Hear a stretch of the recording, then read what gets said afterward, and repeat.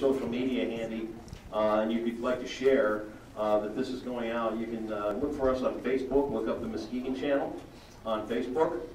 We are going to share that link on the Muskegon channel right now, here in a couple of seconds. My buddy Derek over here is going to get that shared, and that is where it's going to be streamed. And after it's shared tonight live, we're going to record the whole thing, and it will be up on the MuskegonChannel.com tomorrow.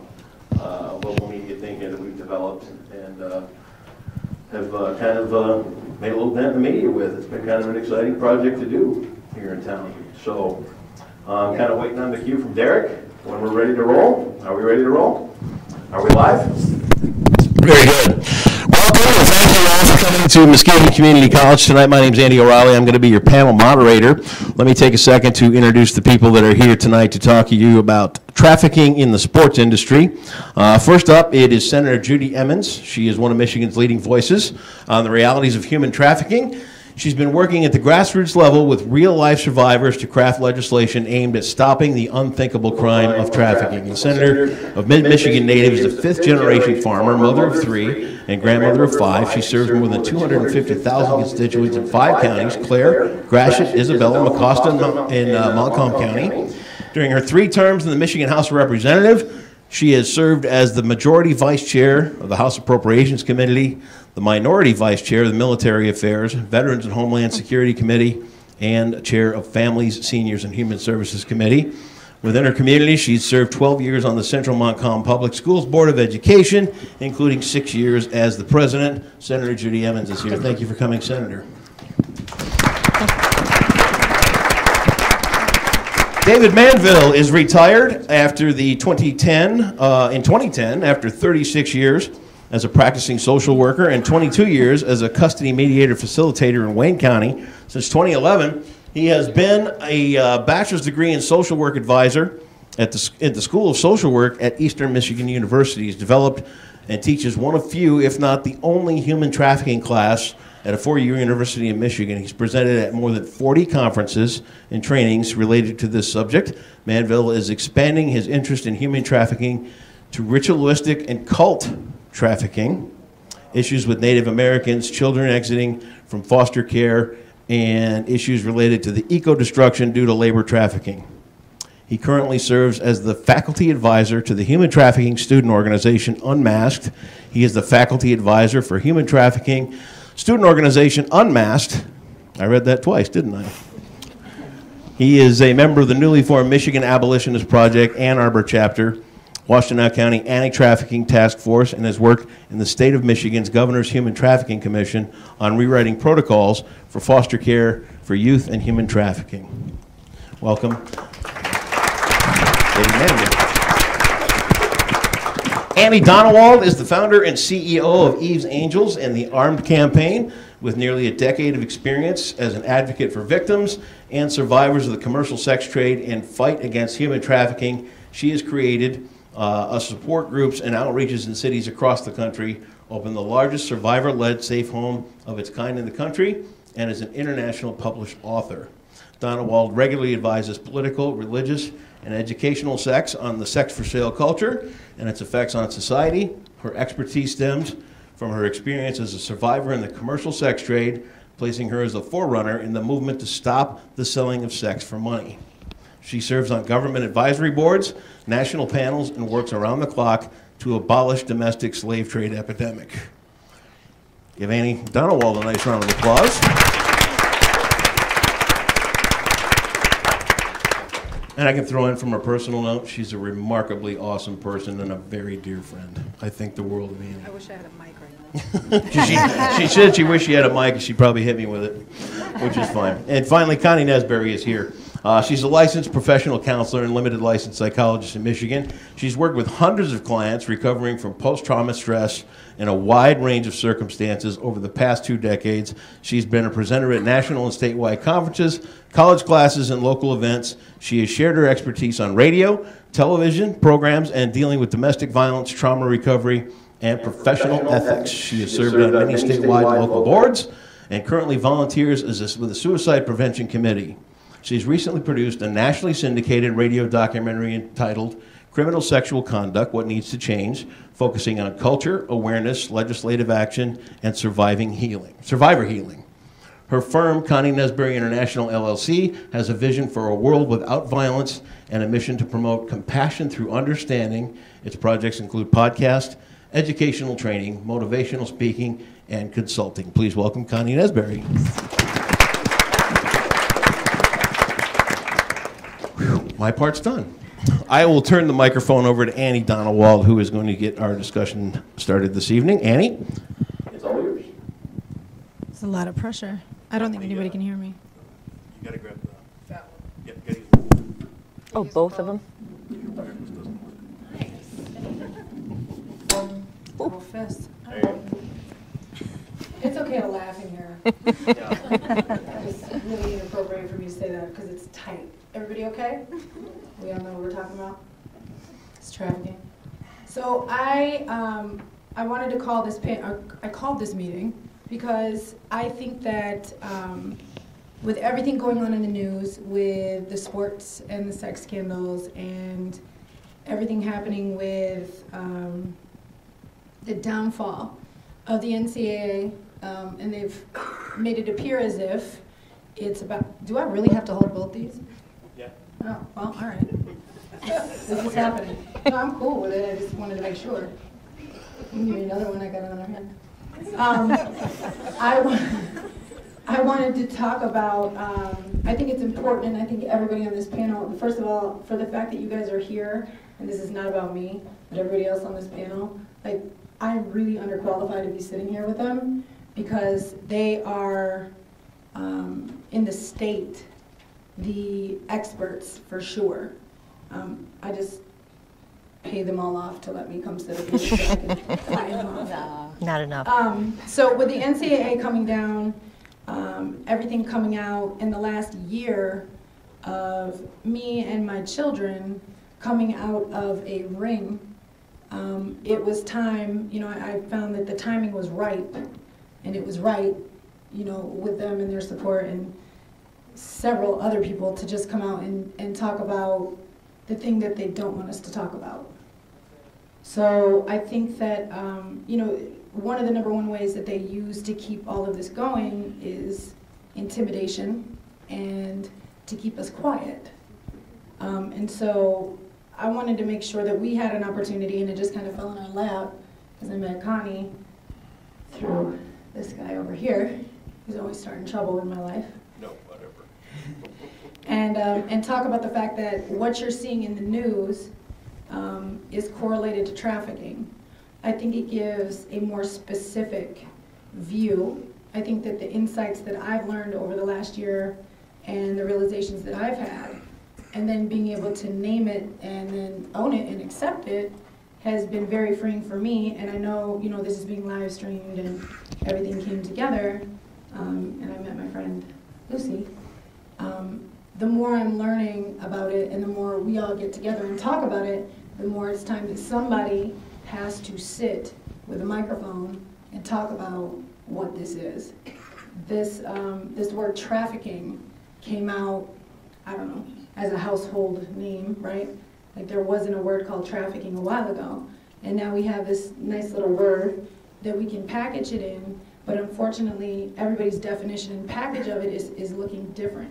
And so the more that we get vocal with people that are really studying it, and people that have lived through it, then we can really get the public aware of what's going on, and there needs to be a movement. And so I know that this is our first go at this, but I know it is not our last.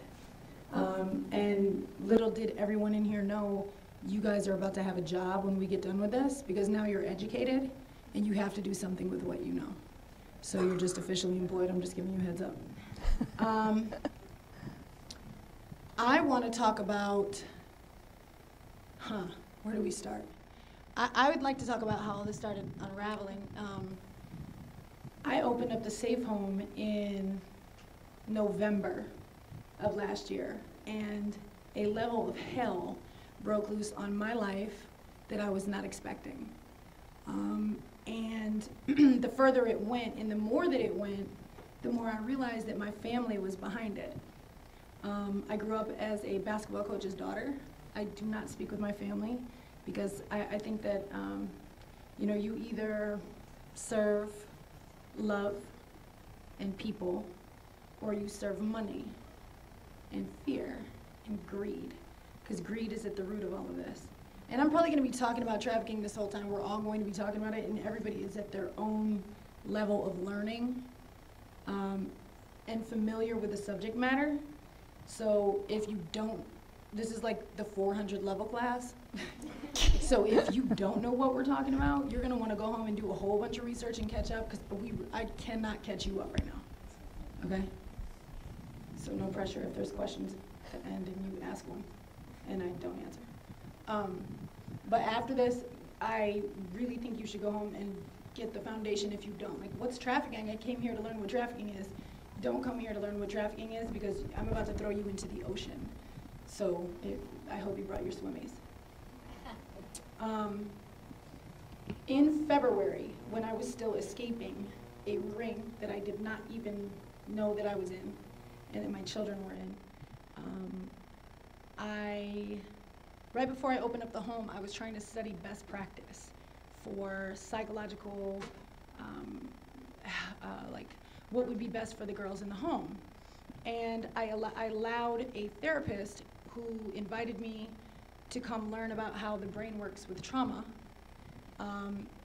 I said, use me as a guinea pig, because I want to see if this is going to be good, you know, when we open, what would be best practice. And we did something called somatic therapy, and we did something called EMDR. And there's a lot of controversy over that. It's not hypnotism, so if that's what you've heard, keep reading. Scroll down on Google. And it's not cancer or Ebola, because a lot of times people like to diagnose. It's still tight in here. Everybody's going to be fine. We're good. We're going to walk out of here empowered, okay, guys? I promise. It's a happy ending. I'm alive. So I ended up not recovering memories. What I want to say is I ended up connecting dots of memories that I had that started to click. And so 2 years prior, I had written a book and dedicated it to my groomer. And didn't, because Stockholm Syndrome is a real thing. And Connie, I'd like you to touch base on that here in a second, but let me catch them all up with where we're sitting. As this was going, I had to leave the state for a little bit. Once we opened, I found out that they were being pretty much suggested, because it's a highly organized system, to expose where the location of the safe home was. My family would not sign non-disclosures and were acting really strange. Took all my things, threw them in garbage bags, dropped it off, and I have not seen them since. And I had no idea what was going on, because I was still going through the therapy sessions, putting dots together. And as you can imagine, I'm opening up a home, I'm fighting for the home, we have a breaking and entering, like it is all types of manner of hell breaking loose.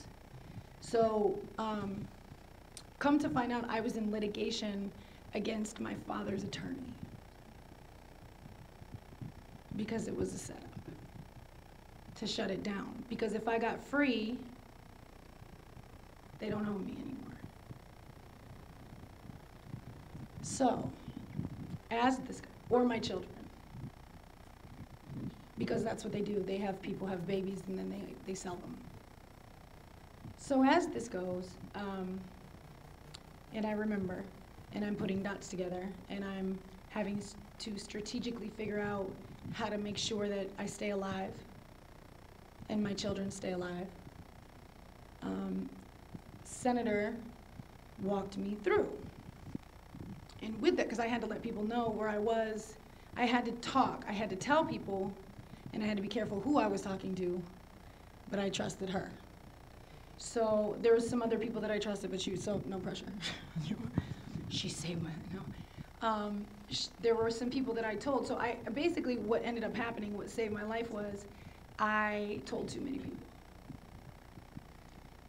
So she sends me an article in February. Was it February? Somewhere. With the Michigan State scandal and the Baylor University scandal. And it was a sex scandal, right? So there's like 52 rapes on the football team at Baylor. And then there's all of these sexual assaults with the football team at Michigan State. And there is a doctor who is sexually assaulting all of the gymnasts. And I look at it and I'm like, oh,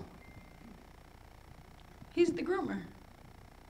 Because if you know anything about pedophiles, they have a type.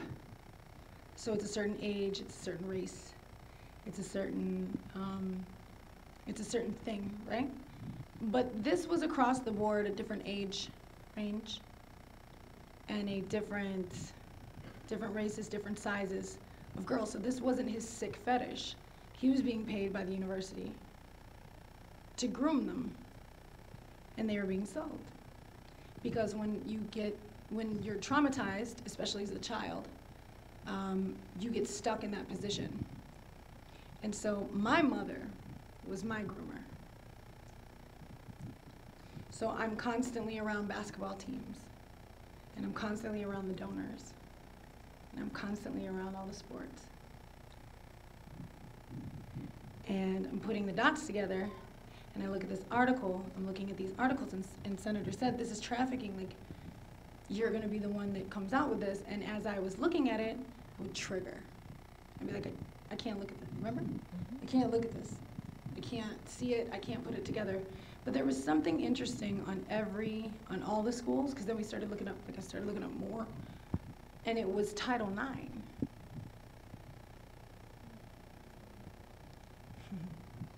I'm gonna put that right there, but you should probably write that down and go look that up. There's no regulation. I did a little research on that. There was also some people that wanted to shut down Title IX, but their reasoning for wanting to shut down Title IX was to give the coaches more access to disciplining their players. And that's not, I believe it was a setup. Here's why. Because it was somebody that works for the top of the United States government, who is friends with Bobby Knight, who my dad coached with. They got stables. If you don't know what that is, look it up. Coaches have stables. Okay, so I'm doing this research, I have to step away. And then the spring comes, and I'm going through my healing process, and I get a phone call from a girl I used to go to college with. She says, there is a professor that's teaching on trafficking in the state, and the Eastern Michigan's, the president's wife said that we should set up a meeting. So I set up a meeting, and the rumor is I might have been yelling at somebody at the coffee shop, and that's how I met Mr. Manville. And I basically sat down and I said, I don't believe you, because apparently you're an expert, and what does that mean? Were you trafficked? Because I don't know what that means unless you were trafficked. And he said, I'm not an expert, but I'll tell you what I know, and he's brilliant, and I want you to share some of the things that you know too about cults, because sports is one. And then as the time, I'm giving you like the short and long of it. Everybody breathing still? Don't hold your breath. It made me nervous. And then as time went on, I just happened to be on Facebook Live and was like, went on a rant about something, and I'm never on social media anymore. But because I've been trying to make sure that, again, like, I'm safe and I can help girls at our home. And as this is going, I get off of social media, I get off of the Facebook Live, and immediately I get an instant message from my friend over here that thinks entirely too highly of me. It makes me very, very nervous, and he needs to raise his standard for excellence. And he puts me in an inbox and says, Annie, this is Connie, Connie, this is Annie. And that's all he said. And I was like, okay. And I had to go pick up a new resident in like 15 minutes, and she was like, we should jump on a call. And so we did, and she started talking to me that she is a therapist about trauma. And I was like, oh good, I need one, right? Because I trust him, so I should probably trust you. Because I finally started to be able to trust people. Not very many, I don't really trust anyone, but I do trust the people here. And some people scattered. The rest of you, I don't know you. Her and I got to talking, and she said that, her husband worked at the university, and I said, that's funny, because we were just doing this research on sports, and the fact that it's very obvious that there's a trafficking ring all throughout college sports. And we were looking for a school to park the bus at for our first chit-chat about it. Senator and I were going to, and Professor Manville. And she said, well, yeah, we can set that up. So now here we all are. This is how we all ended up in this room right now. Some of the things I want, am I just talking and talking? Are we all good here? Some of the things, each person here brings a different expertise to the subject matter. And so, David, I think I'm going to talk about your stuff last, because that cult stuff is really important, because it is a cult-like atmosphere growing up in that. And so I think that's where you can bring that in. And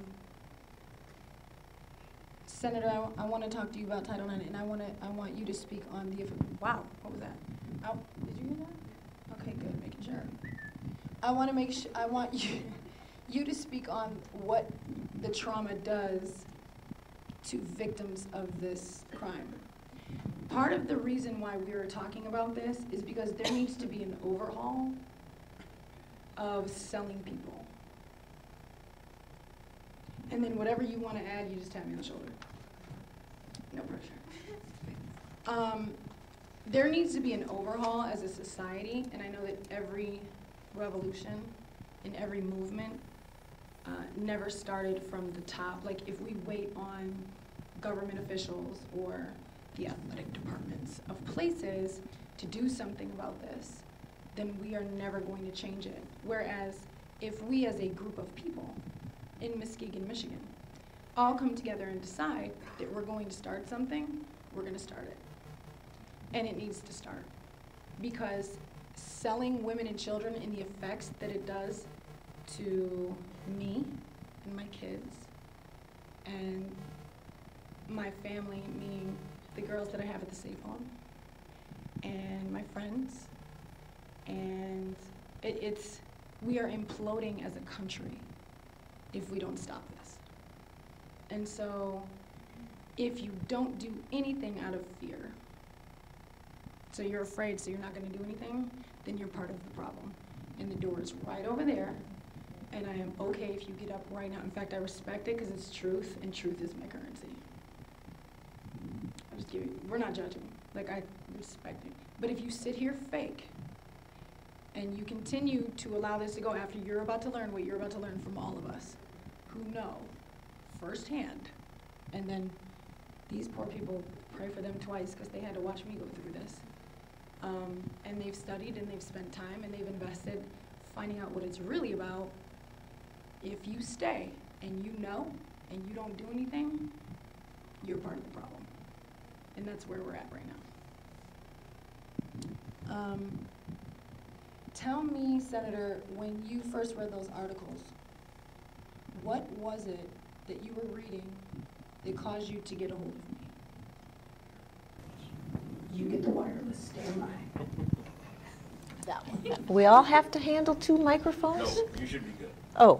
Your lavalier is working. Oh, because you have that. Okay, can you hear me? We gotta talk to that one. Oh, for crying out loud. Can you people hear her? Okay, we'll speak right up. In the back, in the cheap seats, you can hear me. All right, good. Everybody's a competing comedian here tonight. You're gonna win. This is one of those things that you didn't ever expect to be working on as a legislator. And you know, we started with trafficking and the issue of trafficking and defining trafficking, oh gosh, back in '06 in the legislature when I was in the House. And essentially mimicked the federal bill, federal legislation, and just defined it as force, fraud, and coercion. And we thought we'd done wonderful things here in the state of Michigan. And come to find out, it was far deeper and broader than we ever anticipated. And as we started doing research out of my office, we recognized that the information out there wasn't coming from the people who were the experts. And the experts are the survivors. And so we wanted to craft legislation that went directly to survivors and how their lives were impacted, their afterlife was impacted, and what we needed to do as a state. And quite frankly, as a state, we were abysmal. We weren't addressing much of anything. We made it illegal and we defined what trafficking was, but we weren't getting a lot of convictions. And we weren't really making sure that law enforcement and prosecutors knew what they were seeing when they were looking at trafficking. So we fast forward, and Michigan actually today has improved greatly. We're not at the top of the game yet, but we have made some great improvements. And we have some brochures out in the lobby. It gives you the laws that are now passed here in the state of Michigan, signed into law, and have been in law in the statutes for 2.5, 3 years. And there have been convictions. Not enough, but there have been some. And the better part of it is we know that there has been great awareness. And we traveled the state. We travel and still do. Wherever anybody calls us, we're there. And it doesn't matter if it's a room with as many people as here tonight or it's 12 people. We will go there. And I will tell you that I have a rural district, and it's in my district. And we learned that right off the get-go.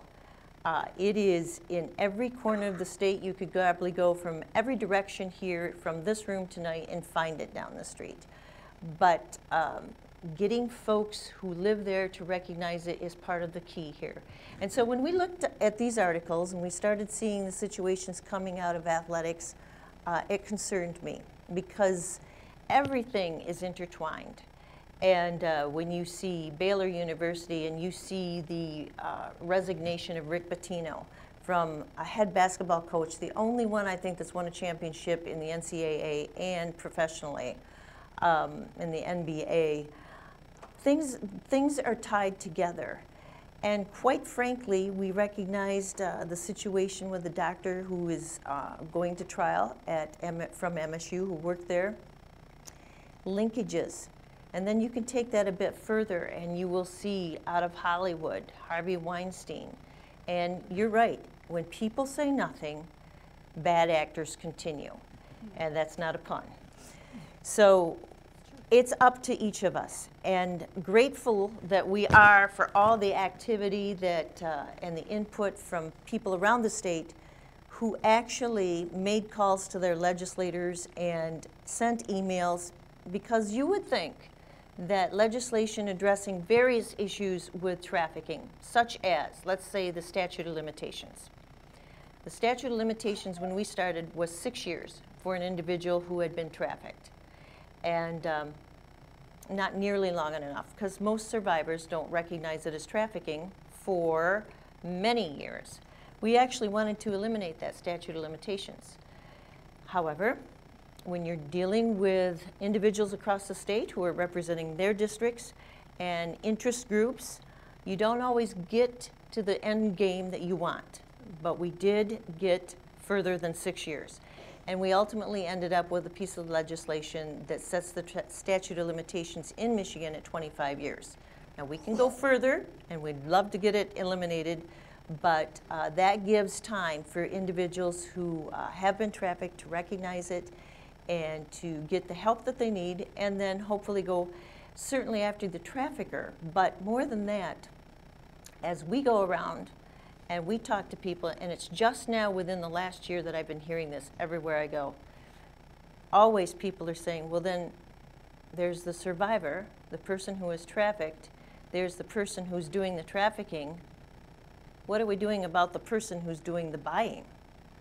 And that's the law of supply and demand. If there is no demand, no buyer, there's no money to be made.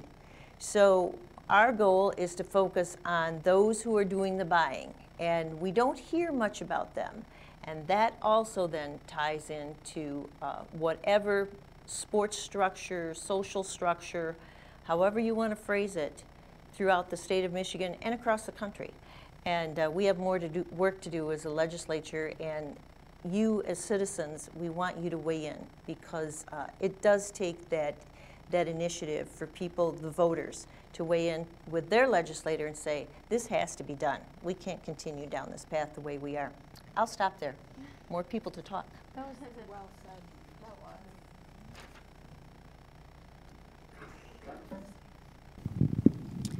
That was.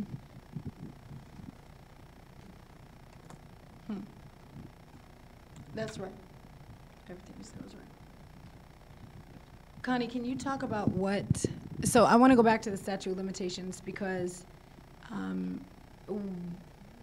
haven't spoken out about this publicly. So I'm just going to cut to the chase. If anybody has a question after this, I'm going to go ahead and answer it for you, just so you don't make me angry. How come you didn't go to law enforcement? Let me explain why. Because your pamphlet that we put out said athletics, law enforcement, and the hidden agenda. Any girl, and I was in the commercial sex trade. If you read the book, it's interesting, looking back now, right, hindsight. Like, how is a girl coming from such a good family, was assaulted once, end up in Vegas as an escort? I come from such a good foundation. That doesn't happen. And it was a perfect setup because of the grooming and everything about keeping everything quiet because we were in the public eye. So I was trained. The question has been, how come you didn't go, or the question will be, so don't ask me, because I'm going to answer it for you. Why not go to law enforcement? We did, actually. We made a call to the FBI. And they said, and you're just now reporting it? So it's good that I was on the phone. Because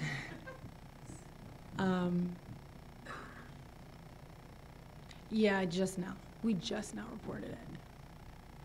And if it takes me another 5 years to speak about this again, that's okay. And if I want to speak about it again in 5 minutes, that's okay too. We've got to get that removed. And we have to believe that this is happening. I want to touch base with one thing. Well, no. Let me go here first, Connie, because I got to pass my mic. So don't worry, I won't interrupt. When it comes to statute of limitations, can you explain what happens to the brain when children, as a therapist, a trauma therapist, can you explain what happens to children that are sexually traumatized and why the statute of limitations is working against us and why the FBI lady should be fired? Amen. Oh my goodness. I kind of want to put a context around this first. Yeah. I was thinking this morning, what is one thing I want you to remember after I spoke today? And that is really that rape, violence, trafficking, these things have come down generations through thousands of years, okay? We don't need to, we're wasting time by blaming people, shaming people. But now is the time for all of us to come out and talk about this and find solutions. That's what we're here for. I want to show how prevalent this is, and I'm going to ask some easy questions. I'd like you to raise your hand if you know someone who's been sexually abused or it's happened to you too. Just look around the room. That's what we're dealing with. All right, now raise your hand. How many of you know someone who's been trafficked or prostituted, and that could be yourself or somebody else? There's still way too many. Okay. How many of you know someone who has purchased sex, either yourself or someone else? Wow. Okay. And how many of you here that, oh, nothing happens around here. We don't have that around here. Okay. The cost for this happening is huge to all of us. In medical, mental health, substance abuse treatment, social services, lost wages, lost productivity, and the loss of each victim's skills and talents. There's also a huge cost in loss of life from those who are murdered or who commit suicide and give up. Consequences for victims include, like Annie was saying, the Stockholm Syndrome. Does everybody know what that is? That's when you get attached, I don't like that word, but you have to go along with your perpetrator because it's not safe to know the reality, and it's not safe to not go along with, like Patty Hearst, okay? Other consequences for victims are high rates of depression, anxiety, substance abuse, dissociative disorders, that could be amnesia for what's happening, relationship problems, sexual issues, suicidal ideation. The moment someone is penetrated without consent, relationships are destroyed, many times beyond repair. In an instant, it changes the whole trajectory of your life. Many child sexual abuse survivors don't remember until well into their 30s, 40s, and beyond. But these incidents, once remembered, can be vivid until there's some resolution. They just did some research on children who they knew had been sexually abused as kids. They studied them again when they were over 18, and they found that the ones who the perpetrator had gotten put in jail, you know, there was a resolution to it, those kids were doing much better than the ones who there was no resolution.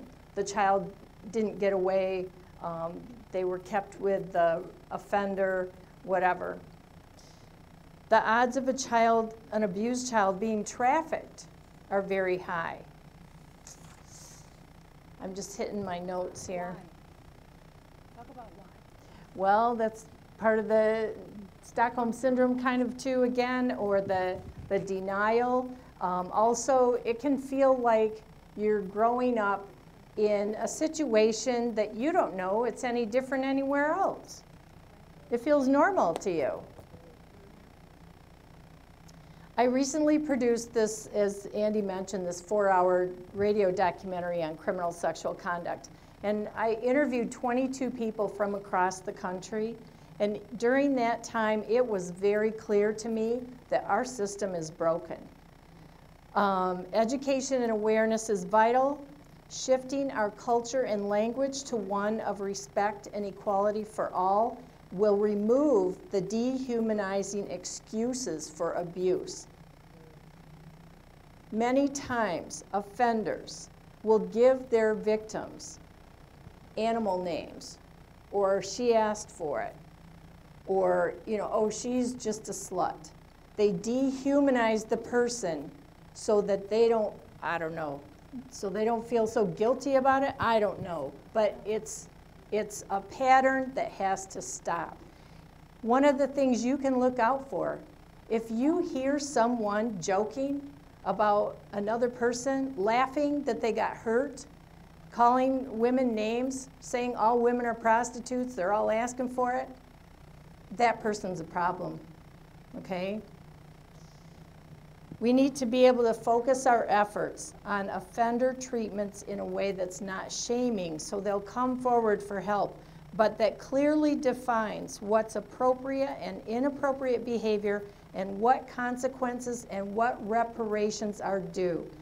Like Senator Emmons said, we need to focus on the buyers, we need to focus on the offenders. Truth. Yes. Please remember this, if you don't remember anything else I've said today. Every day we make choices. We can change this. For offenders, seek out help, just like Harry Weinstein's doing right now.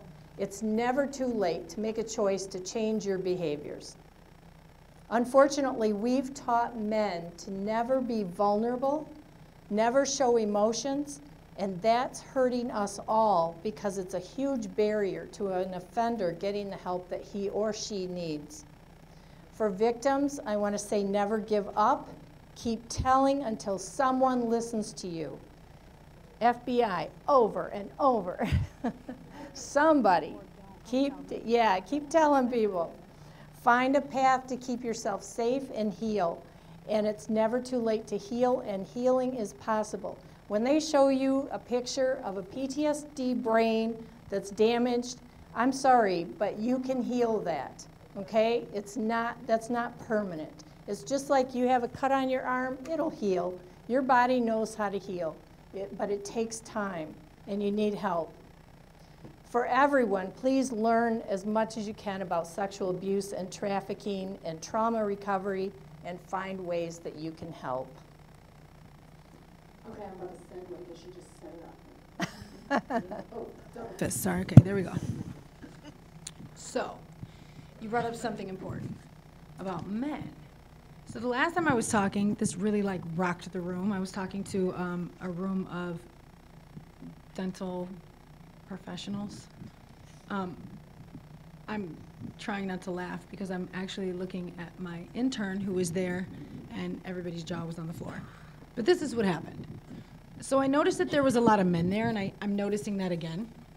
And so while we're talking about men, like, and then I'm gonna cue, it's like I am pitching the best pitch I could ever pitch to you, and you're about to knock it out the park. And then I'm gonna give the mic to Lucy.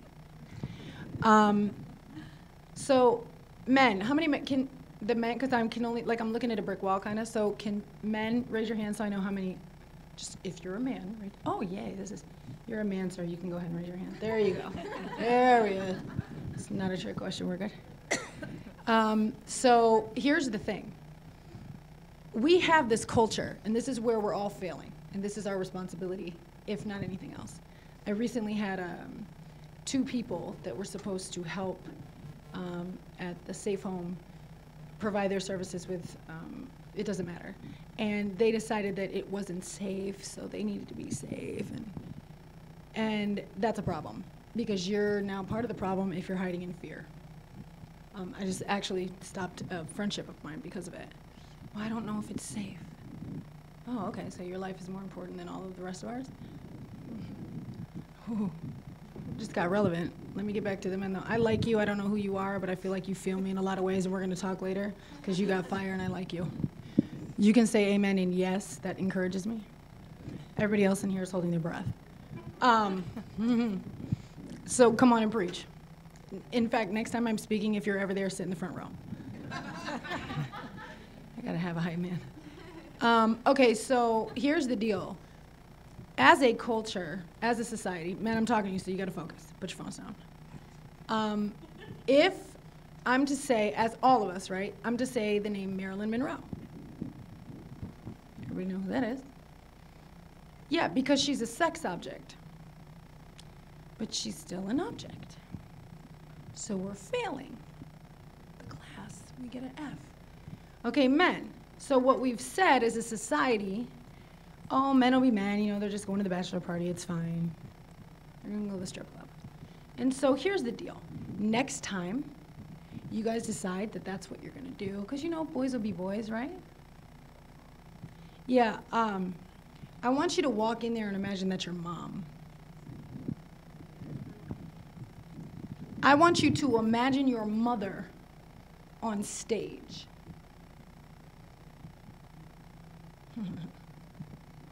It's not so cute anymore, is it? Yeah, because that's somebody's mom. That's a human. Imagine your daughter. In my case, don't do that.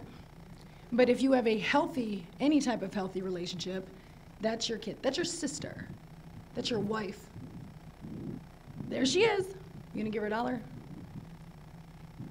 Because as long as we have this society that sees women as objects instead of people, we have a problem. Because this is what's feeding it. It's like when you get in an elevator and everybody decides to face the same way, which I don't do that on purpose. I face it differently.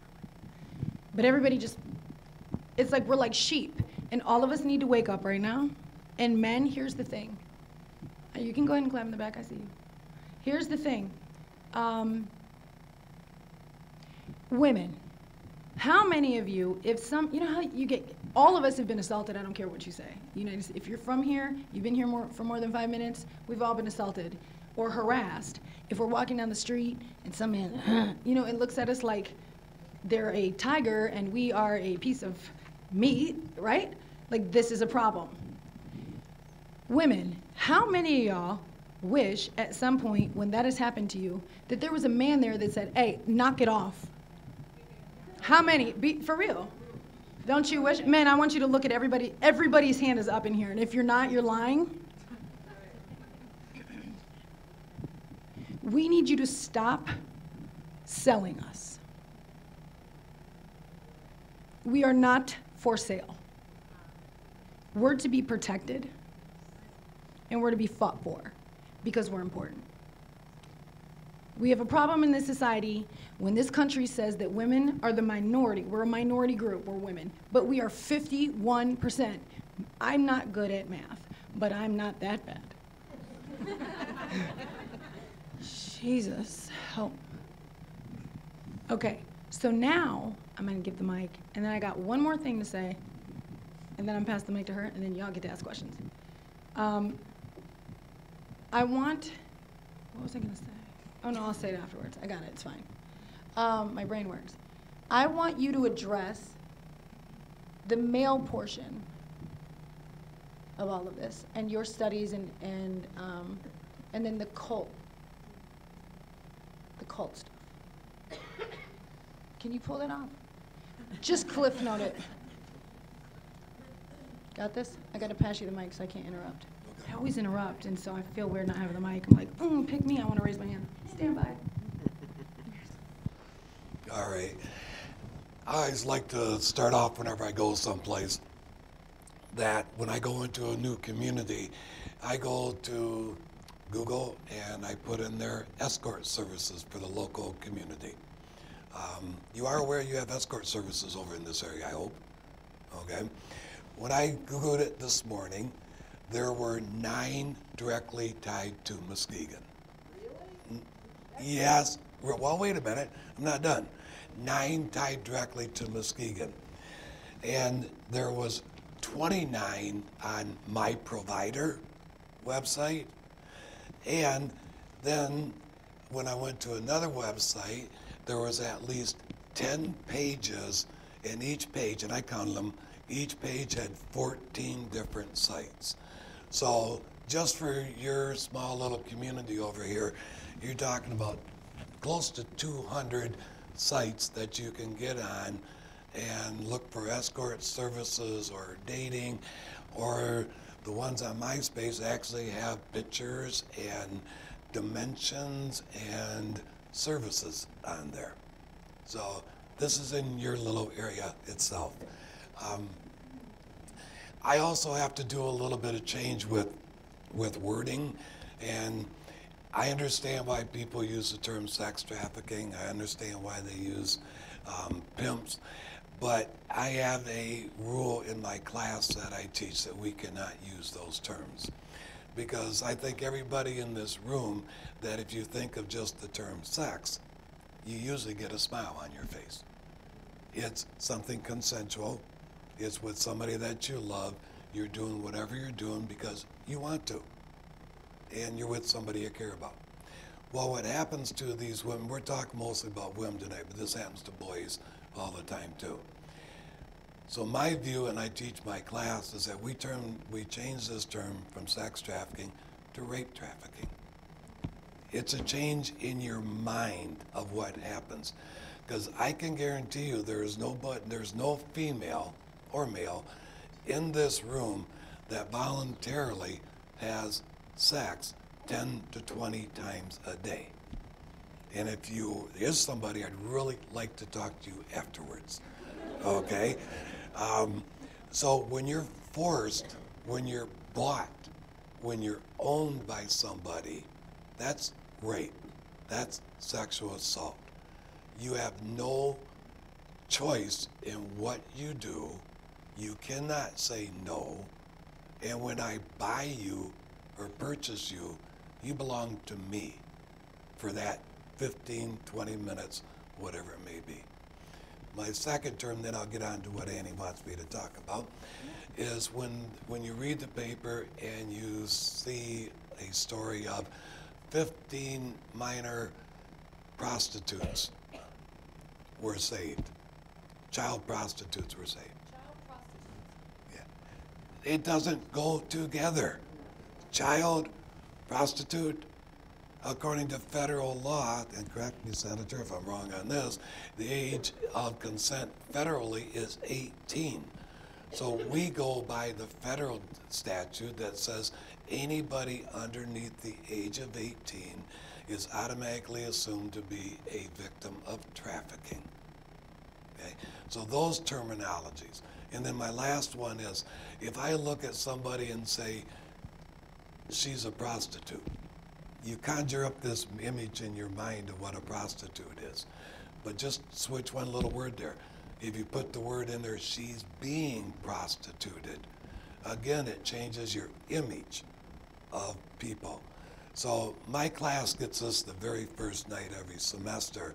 And if they use the term sex trafficking, I kind of do one of those things like, that's 1 point off. And I redline it in their papers that they turn in because I don't use those type of terms. Okay, so that's the part I wanted to share on that. You wanted me to talk about the male perspective? Okay. Okay. Well, when I was doing some research about coming over here, I always like to update my information. And since we're talking about the NCAA, you know that a player can be sanctioned, can be disciplined if their coach or somebody allows them to have a $7 laser tag game and gives it to them, because you can't give players free things. But are you also aware that many universities have a list of local attorneys that are friendly to their athletic department?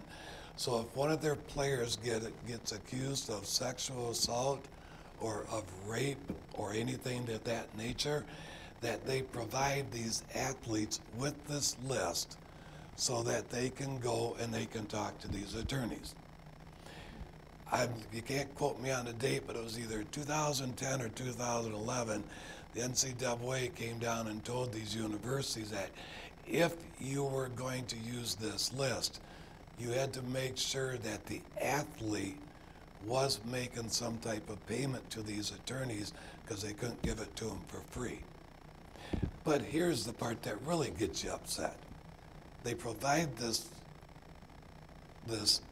source for the athletes that are charged, but there's nothing that the university does for the victims, for the accuser, and so they're left on their own to take care of what's going on with them. So that was my little newfound knowledge today. Okay, right. So we've got that one out there. I didn't know it, but somebody did. We've mentioned this culture of men. And as a male that's been married 36 years and has got a daughter that's 35, I've always loved women, I've admired women, I've respected women.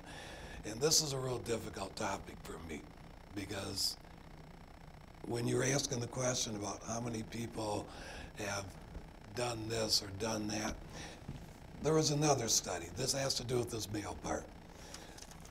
Again, reading today. There's a researcher called Melissa Farley. She's out on the East Coast. And she recently was doing some research, and she wanted to get the point of view of Johns, and we'll talk about this terminology here in a minute, of these rapists, of these predators that are buying women. And she wanted a control group. So she put up all these little information stuff. But you know something? She couldn't find a control group. Because when she was trying to list what she needed in this control group, people that were not buying these women, she could not find any men who had not, and I gotta quote this, had not bought sex. So she had lost her definition. 2, have you not been in a strip club more than 2 times in the past year? Have you not purchased a lap dance? Have you not used porn more than 1 time in the last month? And have you not purchased phone sex or any type of sexual services. She had to redo her complete research for this control group because she couldn't find any men that had not participated in any of that stuff there. That's pretty sad. That's a problem. That's a serious problem when you cannot find men that have not participated in part of this. And this has to do with this culture that we are brought up in, that it is so sexualized from the time that you are born and what you are provided for on TV, the advertisements. Almost all naked bodies sell cars, they sell video games, they sell anything that you want, it's geared towards men. When you look at video games that are sexualized, when you're allowed to rape somebody in a video game, with the amount of violence that is in all these games that are projected towards these kids. I have a 3-year-old little grandbaby, and little guy, and I'm not picking on him at all right now, but he's really into Transformers and the action figures and to Marvel comic features, books, and this is totally normal for 3-year-olds to do all this stuff. But it's the fighting and the killing and the winning and everything. And he'll grow and he'll change as he grows up because he's got 2 really, really good parents. I know that. But when I see this, it's like, oh man, here we go. But like I say, he'll grow up out of this. But we are so overwhelmed by this from the time and I'm not excusing this. Please do not take that this way. And where it comes into the issue about men in sports, especially men in sports, they're a privileged group of people. They are very special. And the sad part is that this doesn't start at the college level. This starts in your little league, in your neighborhoods. This starts when they get to grade school and they start playing football or soccer or baseball. And then they developed a little cheerleading squad for the little 7th and 8th graders there. Of course, with short skirts and the little gyrations that go on. So this is focused on. And then they get up into middle school and into high school where you become the jock. You become that special person, that privileged person. And what you do doesn't stink. You're protected. And it continues up into the college level where think of all these stories that Annie was mentioning a little while ago and that the senator mentioned. Vanderbilt, Arizona, Louisiana, MSU, Western Michigan, any place. Think Grand Valley. You name the college in Michigan and it's probably happened there or across the country. But think about what happens when this accusation comes out. Slut shaming happens with the woman, and she gets called especially on the college level, why are you being a career-ending person? When you accuse this person of something like this, it's going to end their career, which, by the way, is a bunch of crap, because these guys that have been accused and even found guilty in college still go to the NBA and still to the NFL, and they continue their behavior there. But that's what happens to the woman. She has to leave college because she gets slut-shamed, and she doesn't get accepted. She doesn't get believed on the college campus. But what happens on the university? The troops rally around like the cowboys used to with their wagons. And it was not a gang rape that occurred. It was group sex. Everybody participated. Yep, college kids having fun. This is pretty normal behavior that occurs. And when you talk about that the coaches are shocked by this accusation that something happened to one of their players, they didn't know about it. These coaches on a university level knows everything that happens with their players. If they go to the west side of town and go into a bar and have a beer, it gets back to the coach. If they get pulled over for a ticket, they're notified, and then yeah, there are people watching their players to make sure that they don't do anything. Because think about it. If you have a university that has a bunch of reports of sexual assaults going on from their, number one, from their athletes, or number two, sexual assaults in general on your campus, all of you that are parents here with kids that are 18 and above, are you going to really consider sending your kid to a university that's got 50 rapes reported in a year?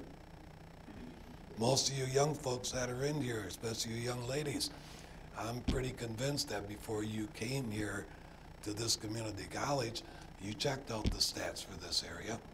You checked out the crime for this community college. You wanted to see if, and if you didn't do it, your parents did it, and maybe didn't tell you, but they wanted to make sure you were going to be safe. Okay? So this is a culture that's being put on, I'm sorry, rephrase my words, that's happening at every university that we have. And it's a hidden crime that's going on because they don't want the news, the information to get out. I'm real surprised that the coach lost his job. Seriously, I was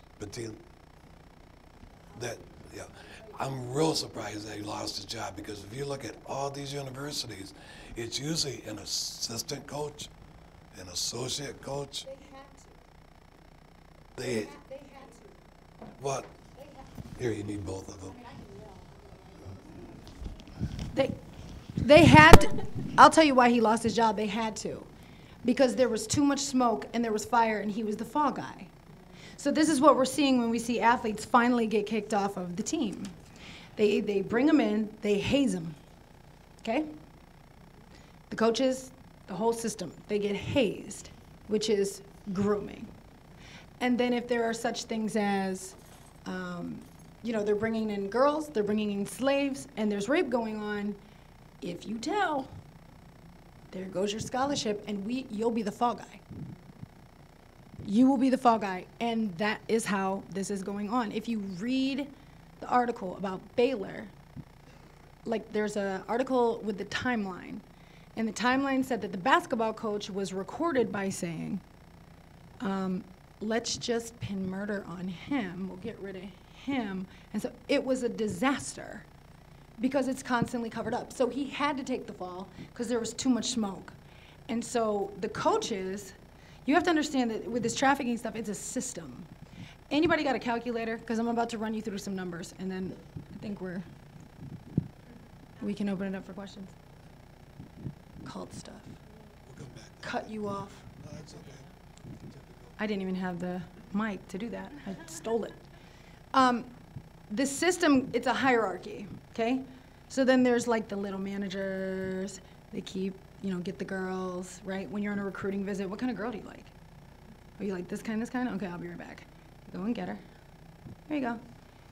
Because statistically, if you get the top recruit, your enrollment increases, sports stuff goes up. It's money. They don't care about her. That's what he wanted, so she's an object. We're just going to buy him a candy bar named Ginger or whatever, okay? So as it goes up, there's more money to be made. If anybody has a calculator, I can show you something that will blow you away. I knew of 9 trafficking rings happening in Kalamazoo last summer. And we're going to do really low numbers, and for time's sake, it's going to be quick, so don't ask me to repeat it. This is how we're going to do it. Let's say a girl, let's say I have a ring. 1 ring. I'm going to show you the numbers here. This was low level. I knew of 9 of them, so I'm going to show you that in a minute. Let's say I have 1 ring, 10 girls. Let's do $100, which girls aren't making $100. They make more than that. But let's say it's $100, and as his research proved, it's 20 to 30 times that she has to service men a day. So let's go low and do 20. So 100 times 20. That's a day. Times 365. $730,000. That's 1 girl. Times 10. No, I just did unrealistically low numbers. That was one ring. I knew of 9 of them in 3 weeks. So times 9. 65.7 million, and that was in Kalamazoo on a low-end ring. That was not a high-profile ring. People are getting paid off. That's what's happening. Because you can sell her over and over and over and over and over and over and over. That's in Kalamazoo has less than 100,000 people. And it's a college town, so there's even more money to be made. Because you're bringing in athletes, which helps the whole city, right? Look, they're winning. Yeah, they're selling little girls. They're appeasing the donors. I also want to touch base about that attorney piece. I've, through this whole last year, a couple years ago, my father lost his little black book. And my parents were freaking out about it. I was like, I haven't seen it.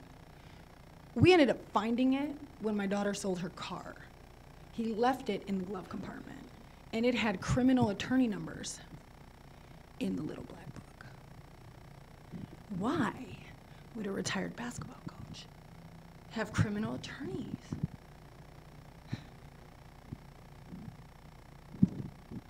Gotta keep them on payroll in case you get caught.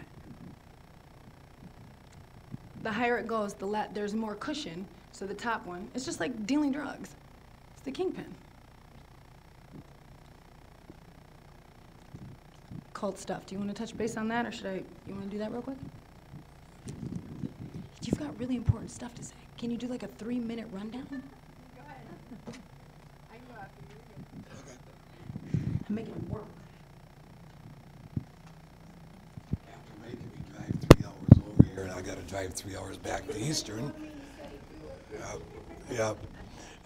And I have to teach my trafficking class tomorrow night. We're just getting into the research on cult behavior as it relates to this whole rape trafficking stuff that's going on. Basically, it's kind of like what we've been talking about already. These kids are picked for a reason by somebody, and at a young age. I can tell you how part of this would happen by sharing a story about one of my friends, and I'm not going to name the organization, but she started being shared, these are her words, shared by her father, who was part of this large national organization, as reward to other people in this organization whenever they were able to pass the quote-unquote test to move up to a different level in this organization, because they would do the testing at this guy's house to read the little code book. And if you passed to move up to the next rank, you were offered his daughter as the prize for moving up. So from the time that she was 3 years old up until about 13 or 14, she was assaulted pretty much on a monthly basis by countless number of men that are in a very well-recognized, well-respected organization that is in many cities and many towns. And like I said, she was offered as reward for this. She was not the only one. There was probably that she can remember, and we're going back to Stockholm Syndrome stuff, and this repressing the memories going on, that she can only remember 4 or 5 other kids that were involved with this with her. So, and it ties in what Andy's saying about this grooming. And I haven't got evidence of this yet, but trying to connect the dots with this. So the conjecture is somehow, some way, these organizations are tied in together. And this isn't conspiracy theory stuff. This is, if you read the papers, there are elite pedophile rings that are being busted in Canada, internationally, in the United States. Where are these kids coming from? How are these kids going missing? How are they being trained in this? So we've got a lot more work to go with this, but it's the same pattern we're talking about. getting purchased, found, bought, used, being groomed, and moving up through the ranks here and being part of an escort service, serving universities, basketball teams, football teams. We don't have the answers yet. All right.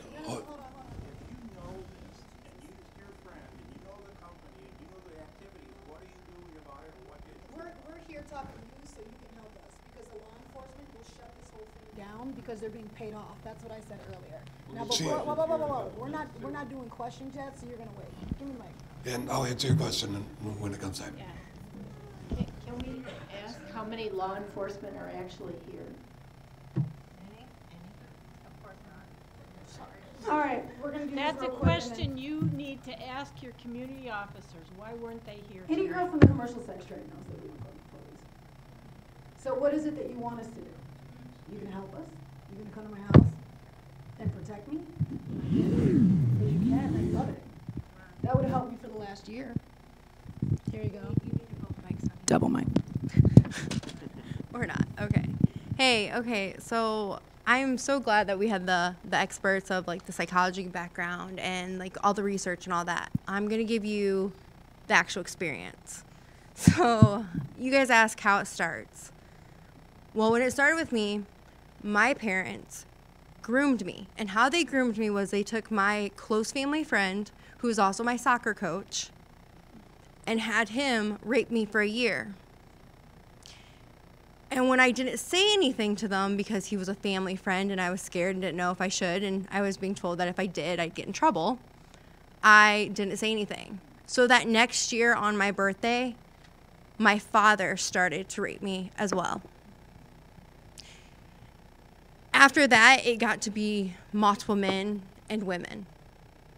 And as a kid, and people looking at my background as a kid, they're like, oh, you went to NASCAR races, you went to hockey games, you went to basketball games, you went to baseball, you did all these things. But what they don't know is that I was in a penthouse in the stadium being passed around as a kid.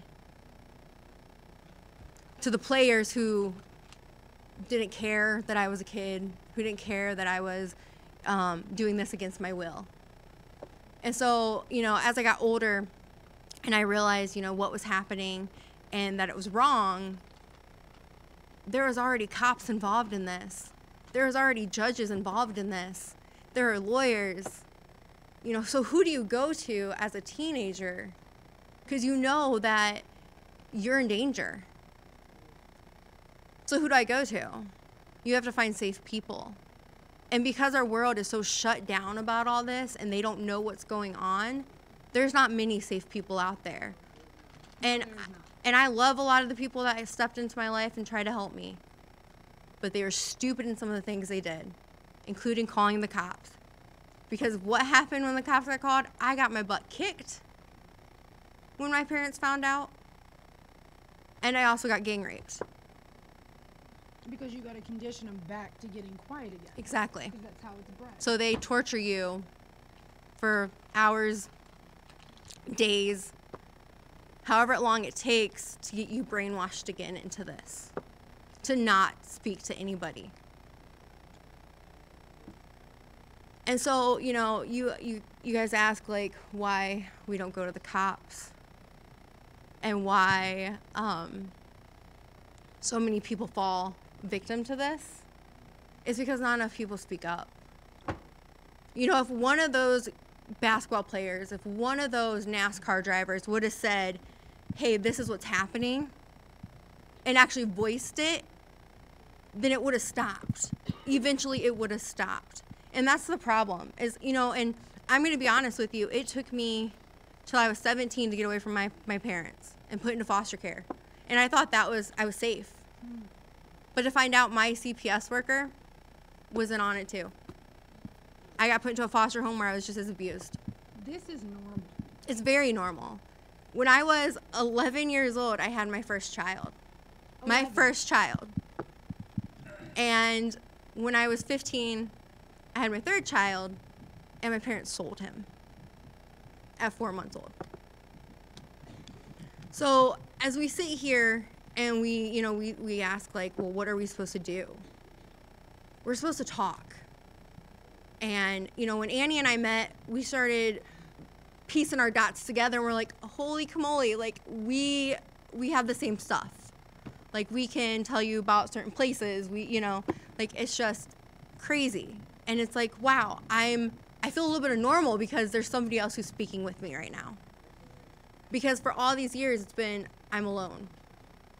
And, you know, I was conditioned so much to be afraid that my only concern when I got old enough was to run and hide so that I didn't have to ever go through this again. And reality is there's no place to run and hide. They're everywhere, and the ring is big enough that it touches wherever you go. And unfortunately, even after I ran and hide, I got put into the same ring, not knowing, by different people who I thought were good people. And I'm talking like, we're not even just talking about law enforcement. It's also the pastors. It's everybody. It's all these coaches. You know, I could tell you so many people I've met that are high up in this world, high up in this community, that have hurt me or hurt somebody I know. And you guys would just drop your jaws. But what are we to do? We need to rally together as a unit to take it down. Because I don't want my daughter to go through what I did. And I don't want another kid to go through what I did. And people who, you know, I'll give you one experience with the church. It came out later on, years after he had done this to me, what he had done to me. And what happened is the insurance of that church that he used to be a pastor at, who is not a pastor at there anymore, they paid off the people. They didn't pay me off.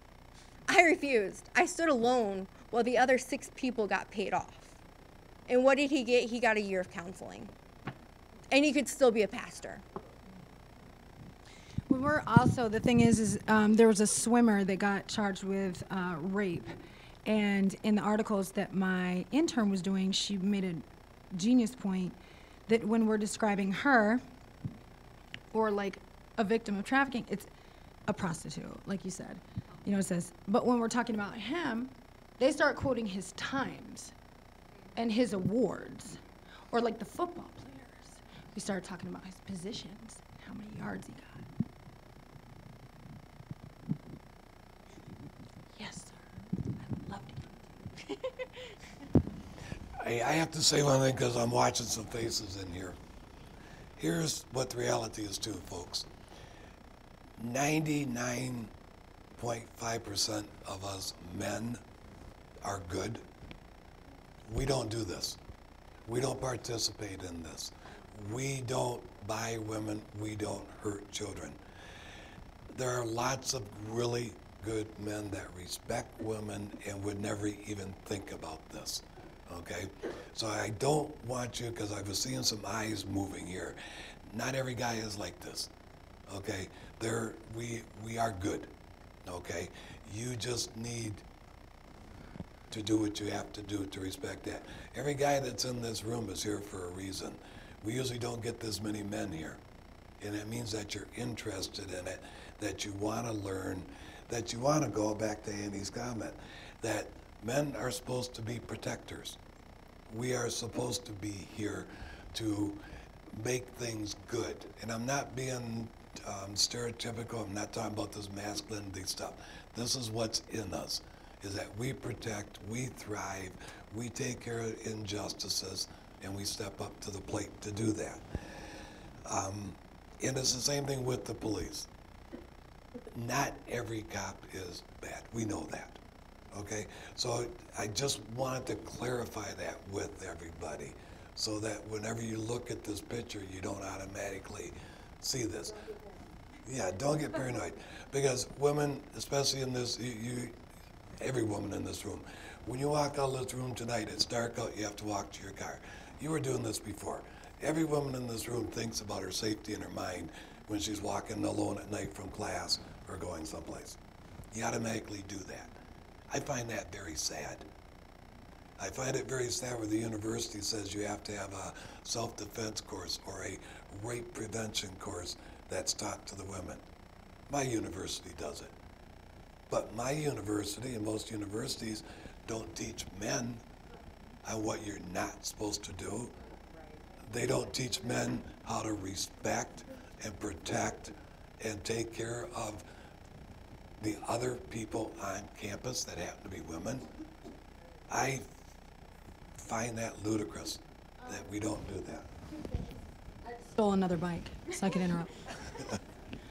Number one, it's a system. It's not a people group. It is a system. And in every system, whether it's law enforcement, whether it's athletics, whatever it is, there's good and evil. I just think it's time for the good to shine and shut down the evil.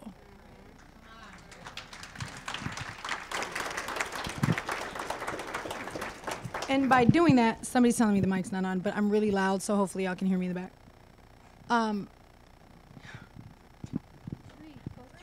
And go. So, it's not squeaking. So with that said, that's what we have to do. I don't trust law enforcement because of my experiences. Does that mean all law enforcement is bad? Nope. It means I'm not going to find out. Instead, I'm going to sit up on this panel and I'm going to tell because that's my safety. One last thing. Not all traffickers are men. Not all handlers are men, although mine was my brother. Not all groomers are men. Mine was my mom. Not all buyers are men. Good and evil has no preference. You are going to either serve love and believe in helping people, or you are going to serve money. And one of them will overtake you. You become what your master is. Love's mine. I think that now that I have 18 microphones in my hand, we should probably open it up for questions.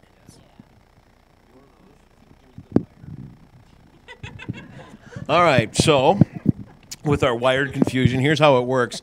The three on the end, they have wireless lavaliers on, and we had a problem with Annie's, so that's why she's been dealing with two microphones here tonight. So if you guys have a question, what I'll have you do is stand up, ask it, I'll call you, and I'll repeat the question. That way the online audience can know what you're asking as well, and you can direct it to a panelist, you can direct it to Annie, you can direct it to anybody you'd like. So, are we going to set a time limit on this question and answer thing? We'll just go for a little bit. Okay, we'll start right there in the red with the. Go ahead, sir. You started early. Tell us what your question is.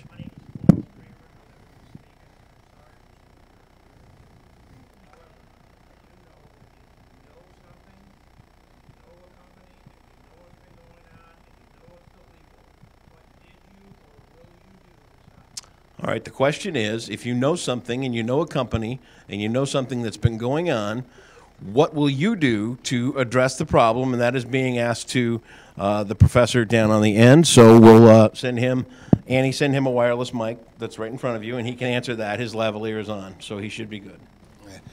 She has reported it to the police. Because of this type of organization and that this occurred, she's like 40 years old now. They're really not interested in investigating what's happening. She is doing the research herself with some other people that she's connected with. Once she started telling her story, some other women now came up and said, this is what happened to me too. So they're doing research on their own to be able to bust this open. And again, like any organization, not every person in this organization did this or was probably privy to it. Not every man that got his promotion to a different level went into her room or did anything. They stopped at the door and just turned around and walked away because they wouldn't partake in something like this. When you're dealing with organizations or with culty-like behavior, it's difficult to penetrate these groups to get information. There is work going on with it, and I really believe it'll come to light, but it has been reported to law enforcement, and the woman is getting the assistance that she needs right now. So. Okay? Okay, your next question, in the red back there with the scarf. I recently had a real we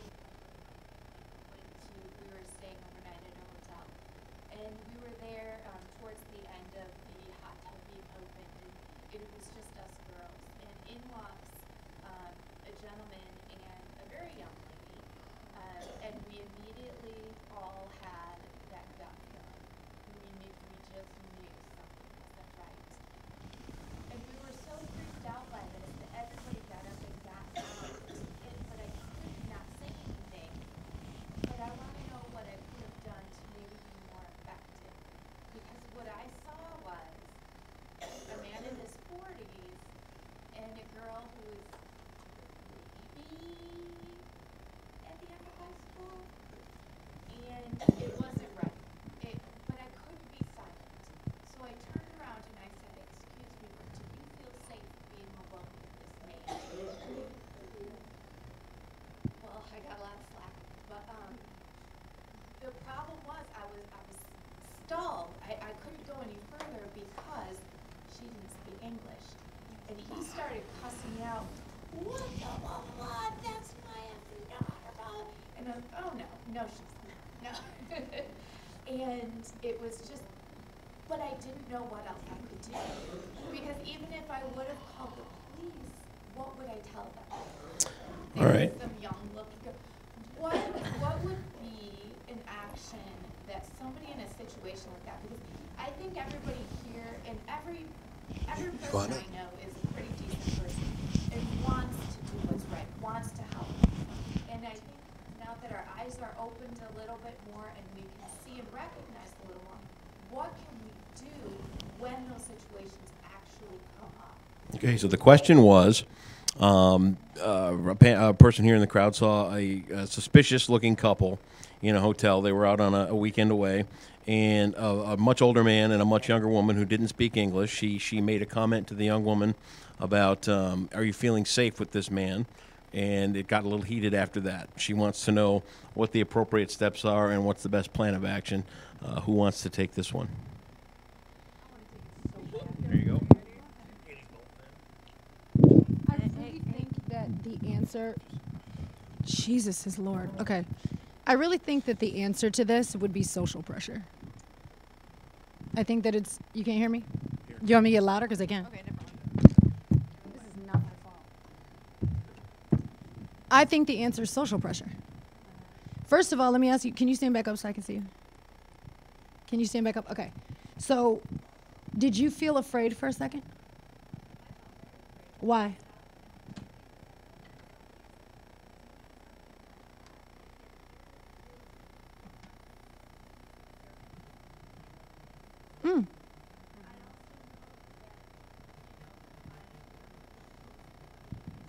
Mm-hmm.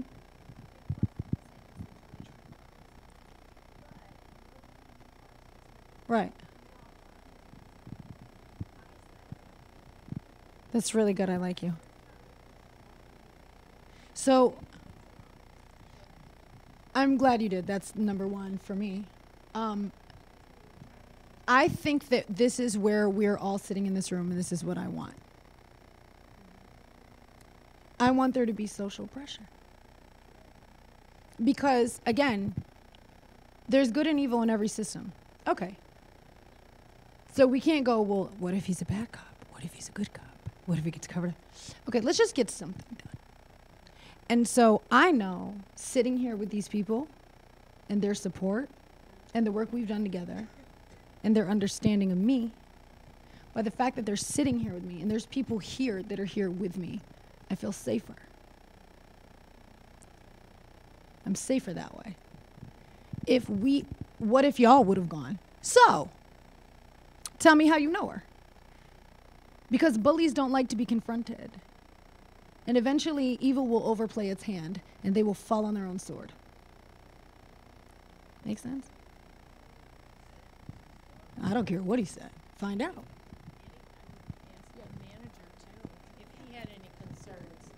I would have asked the hotel manager if he noticed, if he had any concerns. If he had concerns too, then both of you calling the police would have had much more impact. Yeah, trust your instincts.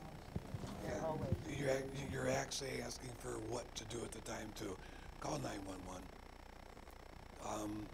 Address it, and I don't even recommend addressing it because, as Annie gave you the numbers earlier, you could potentially be messing with somebody's money and income, and you already acknowledged that you know that something bad can happen. Call the police and let them handle it. You don't know good or bad, it doesn't matter. Call 911, tell them what your suspicions are.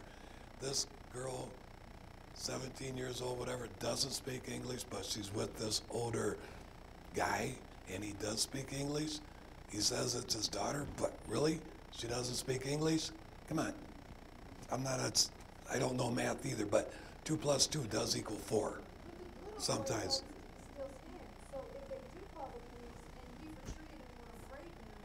That we're not making any change. Martin Luther King wasn't afraid. That's all I got to say. He was not afraid. That's why there was change. If I call 911 when this is happening to me, you know what they're going to do? Nothing. If all of us, with Eve's Angels, because there's a bunch of us in here. Kalamazoo's in here. Eve's Angels Muskegon is in here. My Safe Home staff is here. If all of us together, I'm yelling. If all of us together actually did something, because again, like, okay, so now we retreat. We have to stop retreating. I can no longer co-sign, and I respect you so much, and you're brilliant. But personally, I need somebody to stand with me and not retreat back and go, this isn't, yeah, you might be kicking something. And you want to know what? If that's what it is, that's what it is. Maybe you're going to be the one to start a revolution. Maybe you'll be bringing down a whole ring. Maybe.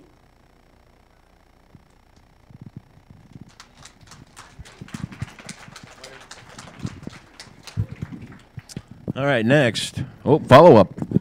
Sure.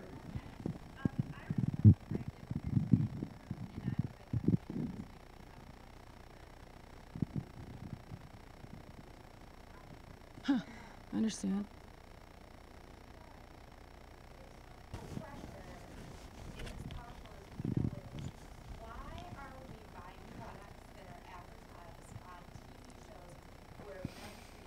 Because we haven't put enough social pressure on the norm.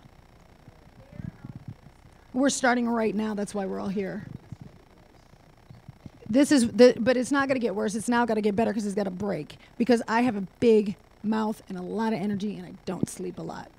And so I can be a one-man band all day long, and if y'all want to join me, great.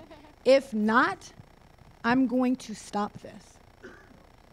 So that's cool. Whatever you want to do. All right, in the back. Go ahead, sir.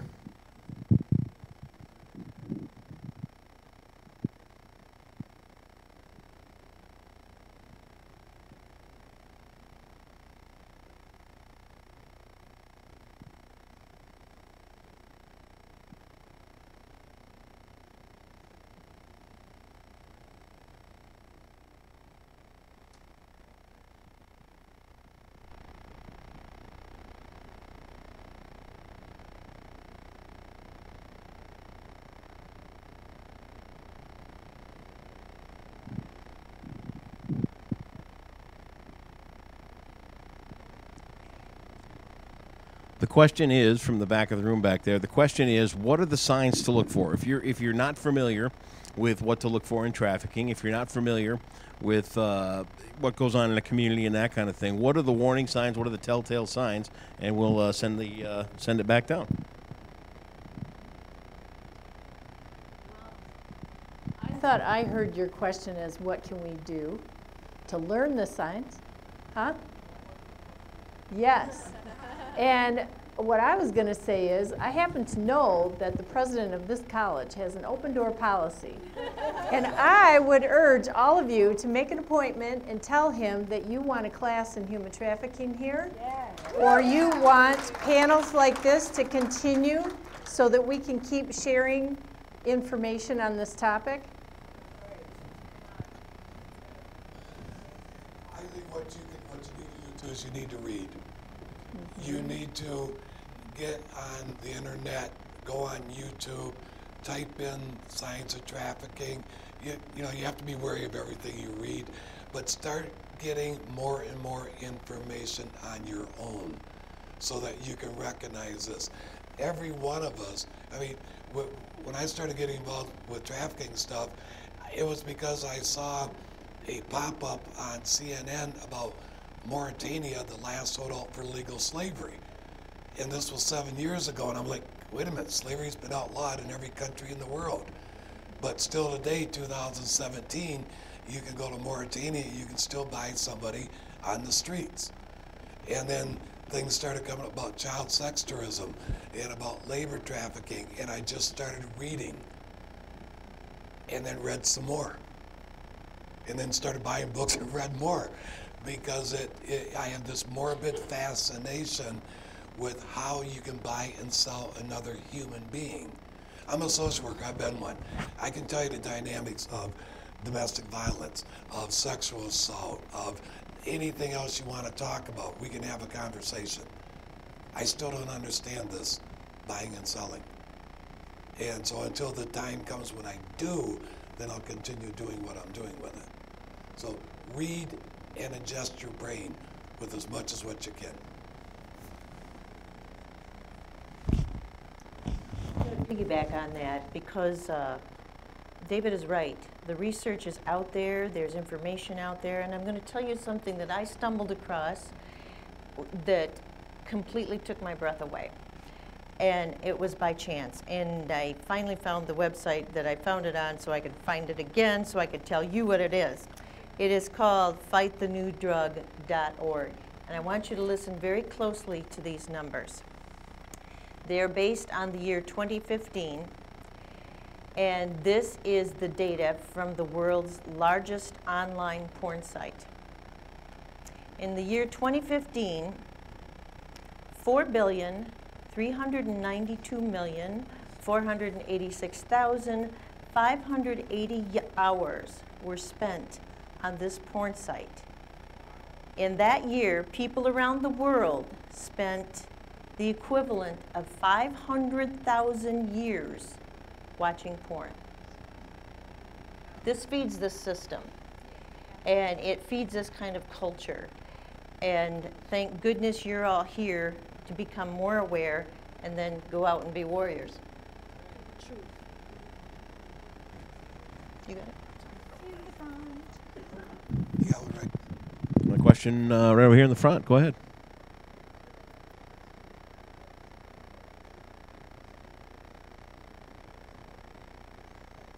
Yep, the whole project is in Muskegon is what we're talking about.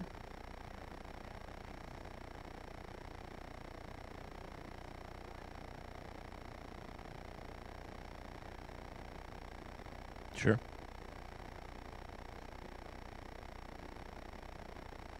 Yeah, the whole project here in Muskegon is a great resource, and it's .org, isn't it, Annie? Eve's Angels. EvesAngels.org is Annie's website, which she started and has been sweeping the country, really. And her book is called Dancing for the Devil, and you can find that on Amazon or Barnes & Noble or wherever at this point. It's a pretty compelling book. And that's how I met Annie at the first point, too, was when when you came by the radio show to talk about your book as it was first coming out.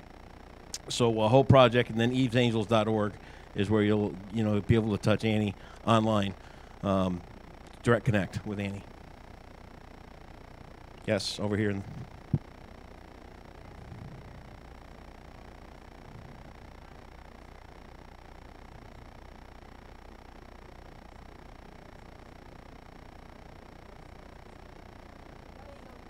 Yeah. Comment was that we may not have a police officer here, but we do have somebody from the police department. I'm just repeating so the people online can hear. We did have somebody here from the police department that does care, so thank you.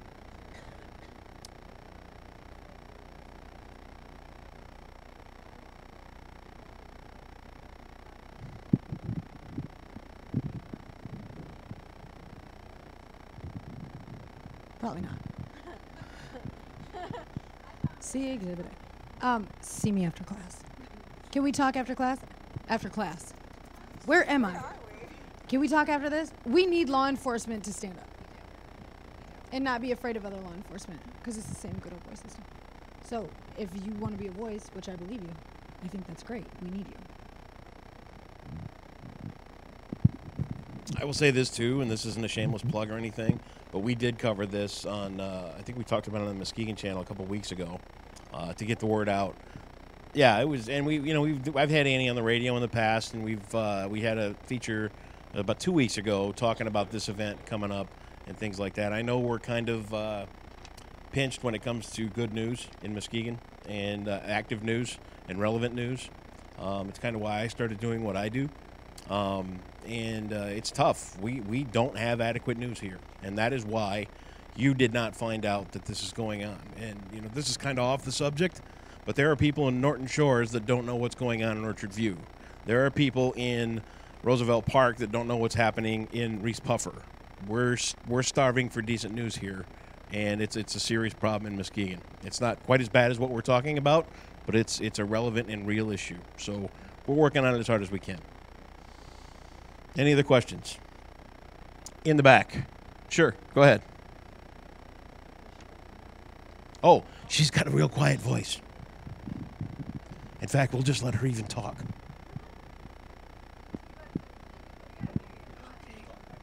Okay. Well, my question was, like, for elementary age kids, like, my little sister's 10, and I barely know anything about this, so I know she doesn't know anything. Like, what kind of programs or anything do we have to educate them?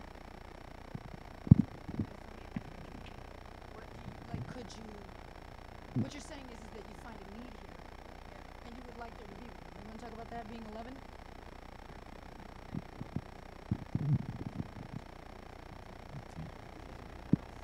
The question was, she's got sister who's 10, and she wants to know what kind of resources are here, or what kind of, where do we turn to start talking to young people about this kind of thing? Well, to answer that, I will say just all over, not just here in Muskegon, but not even just in Michigan, all over. We had DARE. I don't know if you guys remember DARE.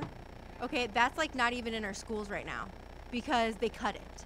So what's happening is we need to be asking our school superintendents, our educational Betsy DeVos, hey, just saying, she is our. So we need to go to her and be like, hey, we need this program. We need these speakers to come in so that we can prepare these children what could happen to them and know the signs of how they can start being groomed. Exactly. Oh, yeah, sorry. And I get that question a lot, you want to be careful about who's teaching your kids. And you want to be careful about what they're teaching them. And I think for each of us in this room, it goes to your community, and it goes to your churches, and it goes to your neighborhoods. You right here, you've learned a lot tonight, and there's more to learn. And I think locally driven is a good thing because you know who you're dealing with. And I think that's very important as well. Right up front, over here. I just wanted to add to that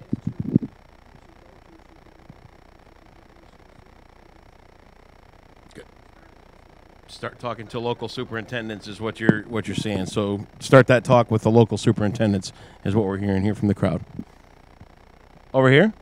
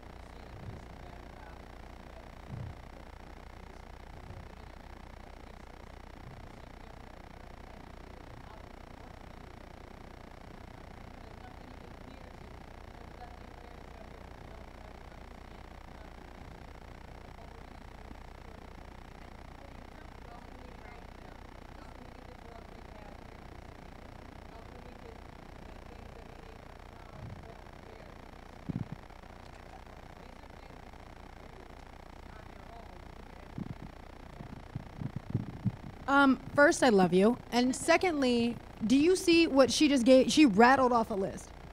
You know why? Because she was like, you want to know what? I'm kind of done waiting for people to come rescue me and everyone. I'm going to be the answer that I needed. And that's what I've done. And that's what we all have to do. That is your responsibility.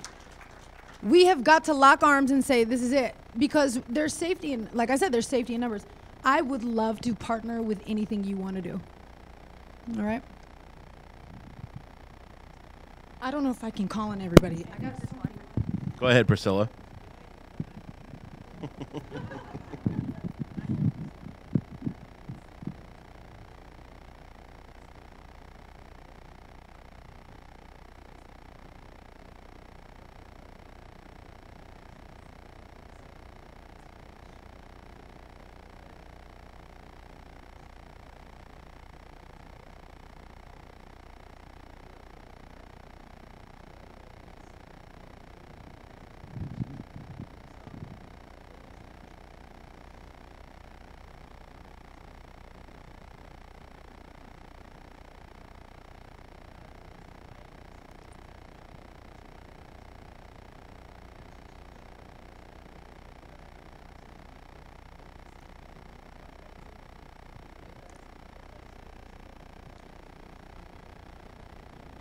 So it's again another human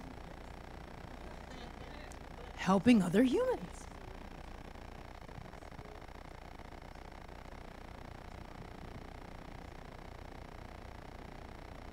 Ooh. Man. Nobody wants me to sleep, ever.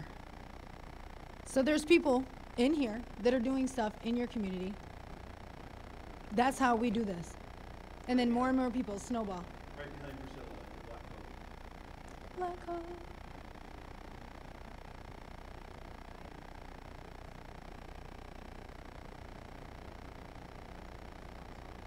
And again. Okay, is that okay? What she? I got your job now. Apparently. I'm gonna be the janitor. Not at all. So she's saying that she has a self-defense class that she offers twice a year for free. Nobody shows up. Is there anybody in here in the community that does anything with marketing, that does anything with promotions, that does anything with that? I didn't want to put you on the spot. I know a guy. I know a guy too, but I didn't want to put him on the spot. Go ahead. All you have to do is call me. What were you going to say? Angelfeeling.org. Do you see what's happening right now? Do you see what's happening right now? Do you see what's happening in your city? Free classes in self-defense. People are done. We got to be done waiting on people to come rescue us and teach us. We got to learn something. We got to help. And we got to join forces and stop competing, especially women. Knock it off. Are we wrapping this bad boy up? Oh, yeah, name. Tell me again. Name your place. Angels of Healing. What's the name of your self-defense place again? Sorry. American Pride System. I'm coming. Y'all don't want me to do that. Nobody And wants I to. promise you, we'll take care of getting the word out on the channel. Huh. We'll get together after we wrap up and we'll take care of it. I smell a movement. Oh, there's one back there. All the way in the back, the white coat, Yes. go ahead. Oh.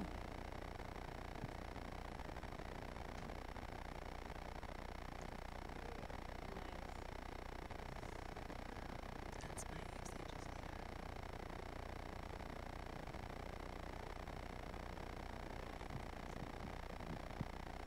an ambassador. That was your turn. I know the Child Abuse Council has someone that's going into elementary schools and teaching them about human trafficking right now too. So if you want to know about that program, call the Child Abuse Council.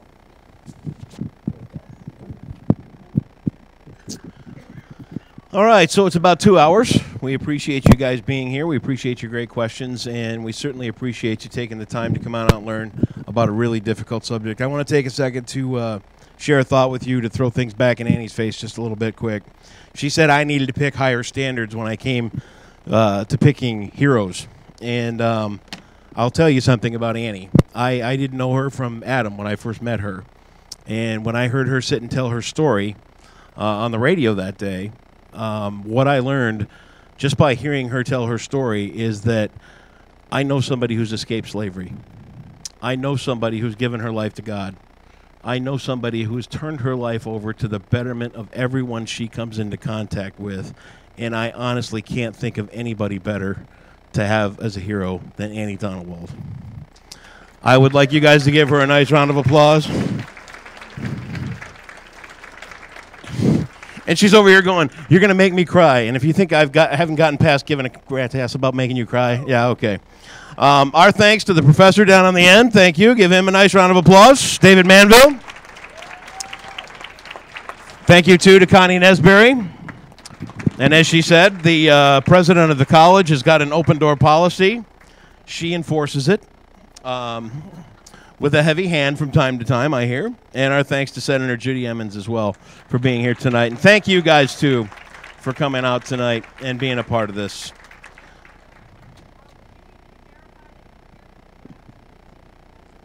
That's right. Don't miss your class credits. Thank you all very much.